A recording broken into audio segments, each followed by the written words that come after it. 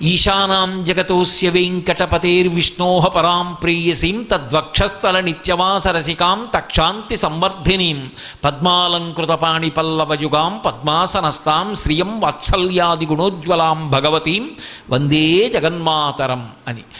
ఆమె బిడ్డలందరి పట్ల పొంది ఉన్నటువంటి వాత్సల్యం అది.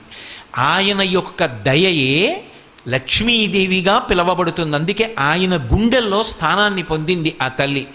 పరాశర భట్టర్లు శ్రీగుణరత్న కోశం చేస్తూ అంటారు, ఉల్లాస పల్లవిత పాలిత సప్తలోకి నిర్వాహకో రకిత నీమకటాక్షలీలాం శ్రీరంగ హర్మ్య తలమంగళ దీపరేఖాం శ్రీరంగరాజ మహిషీం శ్రియమాశ్రయామహ అంటారు.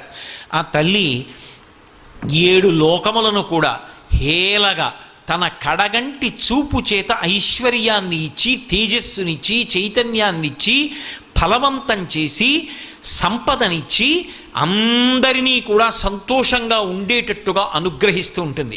దానికి ఆవిడ ఏదో పెద్ద కష్టపడిపోవలసిన అవసరం లేదు.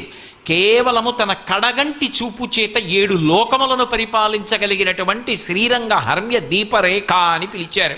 అందుకే ఉల్లాస పల్లవిత పాలిత సప్తలోకి నిర్వాహకోరకిత నేమకటాక్షలీలాం శ్రీరంగ హర్మ్య తలమంగళ దీపరేఖాం శ్రీరంగరాజ మహిషీం శ్రియమాశ్రయామహ, నిన్ను నేను ఆశ్రయిస్తున్నాను అంటారు.